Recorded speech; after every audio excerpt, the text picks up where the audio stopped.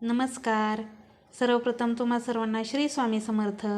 स्वामी भक्त परिवार या चॅनलमध्ये तुमचं खूप खूप मनापासून स्वागत आहे. माझ्या सर्व ताईंचं, दादांचं व माझ्या सर्व प्रिय मैत्रिणींचं. तर आजची आहे चौथी माळ आणि आजचा रंग आहे पिवळा. तर आता मी छोटीशी दारामध्ये रांगोळी काढणार आहे. तिथून माझी सुरुवात. कालची रांगोळी सगळं स्वच्छ पुसून घेतलं आणि कालची रांगोळी सगळी काढली आणि आत्ता नवीन दुसरी रांगोळी घालत आहे. तर आजच्या व्हिडिओला रांगोळीपासून सुरुवात केलेली आहे स्टार्ट.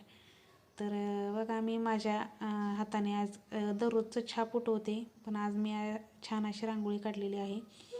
आणि पांढरी रांगोळी आहे ती जरा व्यवस्थित सुटत नाही, थोडीशी वेगळी अशी खूप पिठासारखी बारीक असल्यामुळे ती रांगोळी व्यवस्थित सुटणार, त्याच्यामुळे रांगोळी व्यवस्थित आली नाही. तरी पण छान असा प्रयत्न केलेला आहे.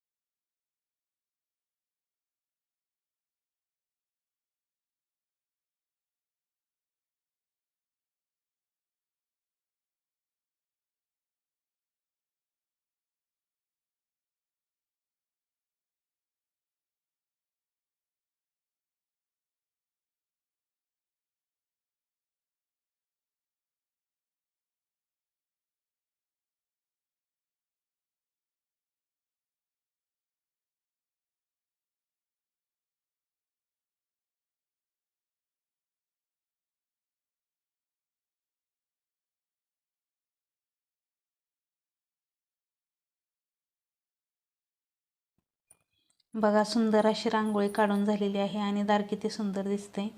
धूप लावलेली आहे, दिवे लावलेले आहेत आणि आत्ता पूजा चालू आहे माझी. घटाला माळ घालून घेते. घटाला माळ कशाची केली ते पण सांगते. आज घटाला माळ केलेली आहे आपल्या ह्याची तिळाची फुलं आणि मखमलीच्या पानांची माळ घातलेली आहे. तर दररोजचं वेगळ्या वेगळ्या फुलांची वेगळ्या वेगळ्या पानांची माळ घालू शकतो आपण घटाला. तर आज मी घातलेली आहे तिळाच्या फुलांची आणि मखमलीच्या पानांची माळ. तर अखंड लक्ष्मी प्राप्तीसाठी नवरात्रात दररोजचं कुठली सेवा करायची हे सांगते मी तुम्हाला.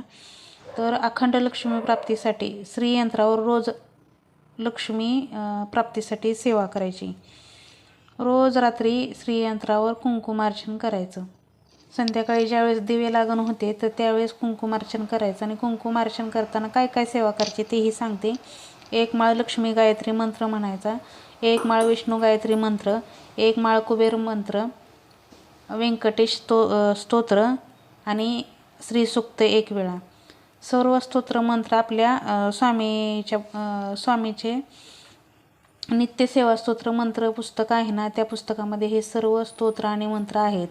तर हे म्हणायचे दररोजची ही रात्री. असं नेहमी तर होत नाही, पण नवरात्रामध्ये ही सेवा तुम्ही करा. 100% तुम्हाला रिझल्ट येणार ह्या सेवेचा. आणि आपली नेहमीच ज्यावेळेस आपली लक्ष्मी म्हणजे जे आपले मिस्टरांचा पगार वगैरे झालेला असेल, तो आलेला असेल, तर तो सर्व आलेला पगार पहिला देवापाशी ठेवायचा.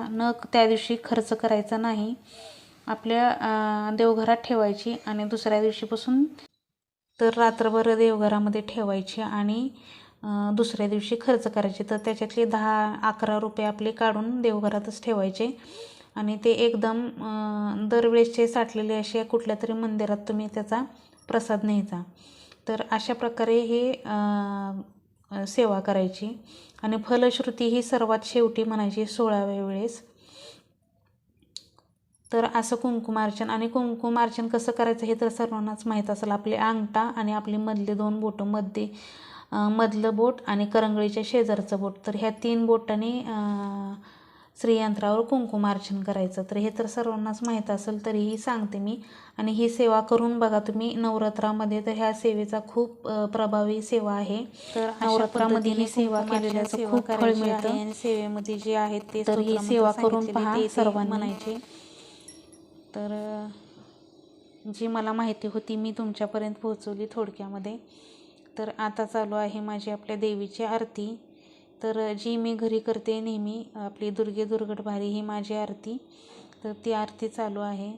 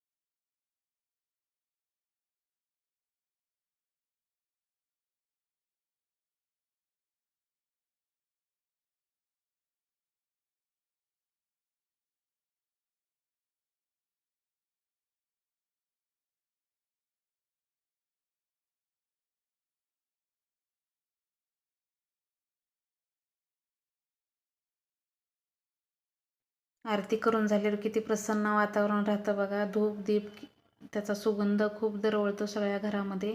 तर बघा माझा घट दाखवते तुम्हाला किती छान आलेला आहे. पहिल्यांदाच मी सुरुवात केलेली आहे घटस्थापनेची आणि पहिल्याच टायमिंगला माझा घट छान आलेला आहे. जेवढा घट चांगला होतो तेवढा घराण्याचा उद्धार होतो असं म्हणतात. घट खूप चांगला आलेला आहे. तर आता चालू आहे माझे उंबरापूजन. तर उंबरापूजन ही सुद्धा नवरात्रात सर्वात महत्त्वाची सेवा आहे. ह्या सेवेचे सुद्धा तात्काळ फळ मिळते. तर दररोजचं उंबरापूजन तुळशीचं पूजन हे केले पाहिजे नवरात्रामध्ये. दररोज तर केलेच पाहिजे, पण स्पेशली नवरात्रामध्ये ह्याचं खूप फळ मिळतं डायरेक्ट. तर जेवढं आपलं उंबरा आणि घर जेवढं प्रसन्न राहील ह्या काळामध्ये तेवढं खूप हे आहे, त्याचं महत्त्व आहे. तर बघा किती छान असे मी आता दररोजचं संध्याकाळी दोन्ही टाईम देवे लागण असते माझी. तर आणि धूपाचं सुद्धा महत्त्व आहे. तिन्ही सांजेला दररोज दारामध्ये धूप कापूर अवश्य जाळावा. तर दिवे तेलाचेच लावत आहे मी. तर दोन्ही साईडने एक एक दिवे ठेवून देते. असं मी नेहमी रेग्युलर माझा दारामध्ये एक असतो आणि तुळशीपुढे एक असतो. तर आता नवरात्र आहे तर चला म्हटलं दोन्ही साईडला दिवे म्हणून दोन्ही साईडला मी आपल्या पंत्या ठेवलेल्या आहेत तेलाच्या वाती. आणि हे माझं सकाळचं दररोजचं हे असं माझं आता नवरात्र काळातलं रुटीन आहे हे ठरलेलं. तर खूप छान वाटतं बघा, मन प्रसन्न वाटतं. आणि अशा पद्धतीने पूजा केल्यावर घरातसुद्धा किती प्रसन्न वातावरण निर्माण होतं. तर आज रांगोळी पण खूप छान अशा हातानेच काढलेली आहे. कधी घाई गडबड असेल तर कधी छाप उठवते, कधी हाताने रांगोळी काढते.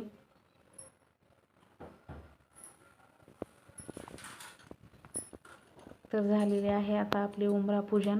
आणि हा धूप इथंच ठेवायचा. काय होतं धुपाचा धूर घरामध्ये आपल्या उंबऱ्यावर सर्वत्र आपल्या दारामध्ये सर्वत्र पसरला पाहिजे. तर देवघरासमोर एकाने आणि आज गुरुवार होता, लक्ष्मी मातेचा आवडता दिवस. तर आज मी दारामध्ये स्पेशली मोठं असं कमळ काढलं पिवळ्या कलरचं, तेही पिवळा कलर असल्यामुळे. आणि आता चालू आहे माझी तुळशीची पूजा. तर तुळशीची पूजा ही सुद्धा खरंच महत्त्वाची सेवा आहे. तर तुळशीला पाणी घातलं नेहमीप्रमाणेच, खूप छान अशी तुळशीची पूजा केली. तर असं होतं माझं नवरात्र काळातलं दररोजचं रुटीन आहे हे. तर चौथ्या माळेच्या दिवशीचं आजचं माझं हे रुटीन आहे.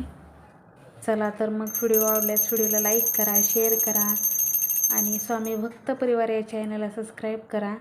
आणि सर्वांना माझी एकच विनंती आहे की प्रत्येकाने लाईक देत जा. खूप छान असा व्हिडिओ टाकते मी. व्हिडिओ सर्वजण पाहतात आवडीनं आणि लाईक देत नाहीत, तर लाईकसुद्धा देत जा. व्हिडिओ पाहत लाईक करायचं विसरून जातात, तर लाईक करत जा, विसरू नका लाईक करायला. आणि प्लीज आपले व्हिडिओ कसे वाटतात हे नक्की मला कमेंटमध्ये सांगा. आवडल्यास लाईक करा, शेअर करा आणि सबस्क्राईब करा. भेटू आपण पुढच्या नवीन व्हिडिओसोबत. तोपर्यंत सर्वांना श्री स्वामी समर्थ. जय जय स्वामी समर्थ. श्री स्वामी समर्थ. जय जय स्वामी समर्थ.